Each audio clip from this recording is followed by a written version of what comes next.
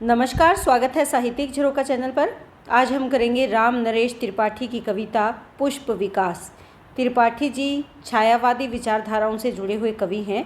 वैसे ये पूर्व छायावादी समय काल में भी अपनी काव्य रचनाएं करने लगे थे या अपनी काव्य रचनाओं से इन्होंने हिंदी साहित्य को समृद्ध किया है। तो आइए इनकी पुष्प का विकास जो इनकी कविता है देखते हैं।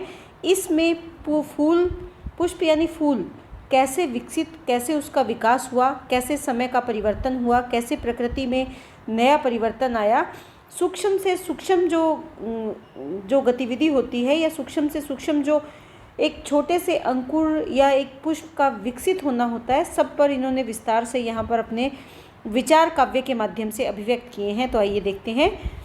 एक दिन मोहन प्रभात ही पधारे, उन्हें देख फूल उठे हाथ पाँव उपवन के। उपवन यानी बगीचे के। कैसे?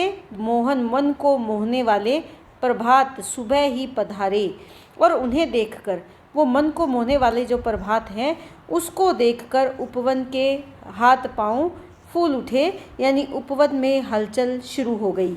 खोल खोल द्वार, फूल घर से निकल आए। जो कलियों रूपी द्वार थे उनको खोलकर फूल बाहर आ गए। देख के लुटाए निज कोश सुवर्ण के, और निज कोश यानी अपना खजाना देखकर लुटाया। कौन सा? सुवर्ण, सुंदर वर्ण के। वैसी छवि और कहीं खोजने सुगंध उड़ी, और वैसी ही छवि, सुंदर सुवर्ण वाली जो छवि है उसको खोजने के लिए ऐसे लगा जैसे फूलों की सुगंध उसको ढूंढने के लिए उड़ चली हो। पाई ने लजा के रही बाहर भवन के, लेकिन वो कहीं पर भी प्राप्त नहीं कर पाई।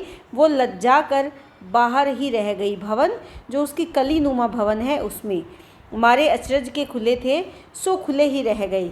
तब से मूंदे न मुख चकित सुमन के, कि तब जब आश्चर्य के कारण वो एक बार खुले तो खुले ही रह गए, और ऐसे लगता है जैसे तब से उन्होंने अपने मुख को बंद नहीं किया। वो चकित होकर, जो सुमन थे, पुष्प थे, फूल थे, वो चकित रह गए और उनका मुख खुले का खुला रह गया, अर्थात वो विकसित हो गए, वो खिले के खिले रह गए। ये सब किसके कारण हुआ? प्रकृति में परिवर्तन के कारण। सुबह की किरणों के कारण उपवन में हलचल हुई और उससे फूलों ने अपने दरवाजे खोल लिए, वो घर से बाहर आ गए, जो अपनी कलियां थी वो खोल ली और फूल विकसित होने लगे। चारों ओर हवा में सुगंध उड़ने लगी। वैसी सुंदर छवि और कहीं नहीं थी।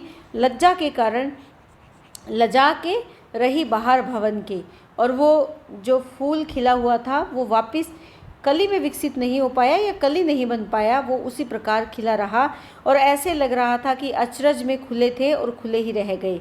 तो यहाँ पर प्रकृति का बहुत ही सुंदर तरीके से उन्होंने चित्रण किया है कि किस प्रकार एक सुंदर प्रभात में फूल विकसित होता है, जो पुष्प है वो विकसित होता है, और किस प्रकार उस पर वातावरण का प्रभाव या प्रकृति का प्रभाव पड़ता है।